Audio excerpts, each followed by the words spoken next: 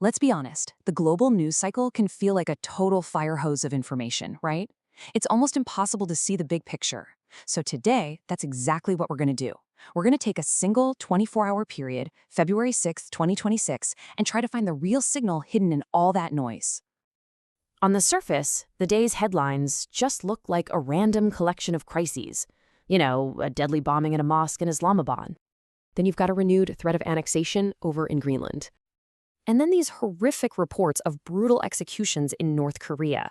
But here's the thing. What if these events aren't random at all? What if they're connected? By grouping today's news into 4 key themes, we can start to see the powerful forces that link them together. So let's dive in with the most immediate theme of the day. Okay, our first theme is what we're calling flashpoints of conflict.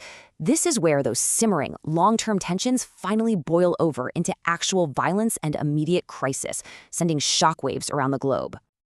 This number, it's a tough one.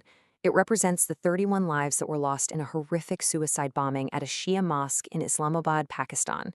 The attack also injured over 160 people, all during Friday prayers, and it was claimed by ISIS-K, which is the Islamic State's regional affiliate. Just a tragic, tragic reminder of how extremist violence can erupt in a heartbeat. And look, this wasn't happening in a vacuum. On the very same day, the deputy head of Russian military intelligence was shot in Moscow. Iran seized 2 oil tankers in the Persian Gulf, and a key suspect from the 2012 Benghazi attack was finally brought to the U.S. These aren't just random blips on the radar. They're symptoms of these deep underlying conflicts that can ignite at any moment, which brings us right to our next theme. So from those really hot conflicts, we're going to pivot a little to the more calculated, strategic competition between the major world powers. We're calling this the new great game. Think of it like a global chess match being played with territory, technology, and alliances. Now, what's so fascinating here is you can literally see the action and reaction playing out in real time. The U.S. renews its threats to annex Greenland. And what happens? Allies don't just put out a press release. Nope. Canada and France take concrete action. They open up new consulates in Greenland's capital.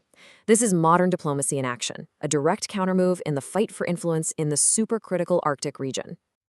Meanwhile, halfway across the world, something really surprising was unfolding inside China's powerful military. So what was going on? Well, reports started surfacing that Xi Jinping had launched investigations into some of his most senior generals. And the timing here is everything. This is widely seen as a major power move to get rid of any potential obstacles to his military's huge 2027 modernization deadline. It's an internal move for sure, but with massive, massive external implications. And believe me, this strategic game is being played everywhere. In Ukraine, a huge technological blow was dealt when Russian forces lost their illegal access to Starlink.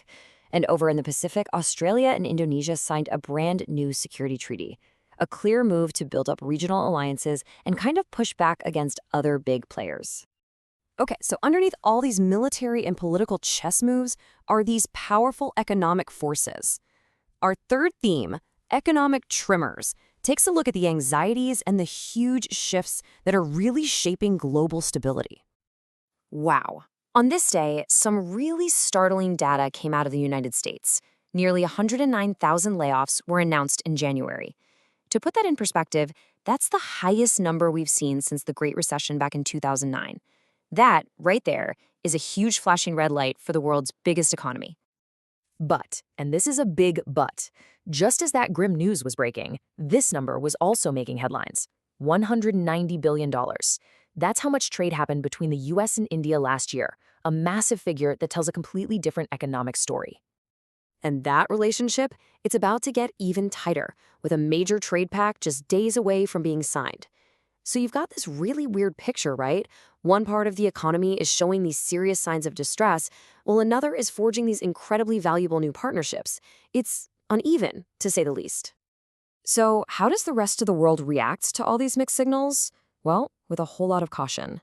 On this day, India's central bank held its interest rates steady, and that was mirroring a trend we were seeing all over the globe. It's like everyone's collectively holding their breath, just waiting to see what happens next.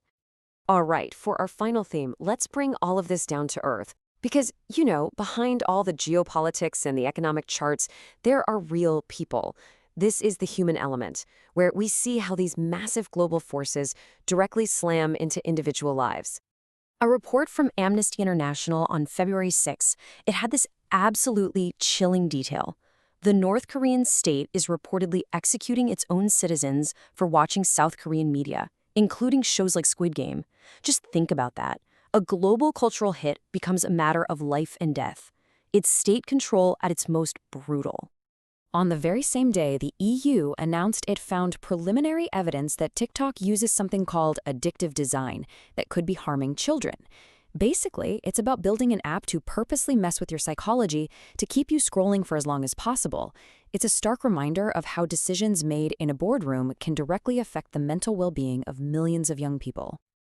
And these individual stories, these fates hanging in the balance, they were everywhere. In China, a Canadian man who'd been detained since 2014 had his death sentence suddenly overturned. His life was spared, but you have to wonder if he was just a pawn in a much bigger diplomatic game. And in India, a health advisory for H5N1, bird flu, was issued after the virus was found in crows. A reminder that a huge global health crisis can start with something as small as a few sick birds in one city. So there you have it. We took a day of what felt like just chaotic, random headlines, and by looking through these four lenses, violent flashpoints, strategic power plays, economic uncertainty, and the very real human impact, a much clearer picture starts to emerge.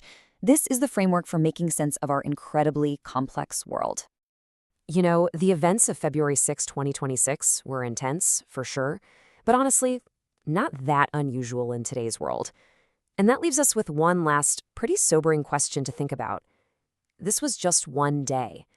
What does it mean for our future when every ordinary day starts to feel this extraordinary?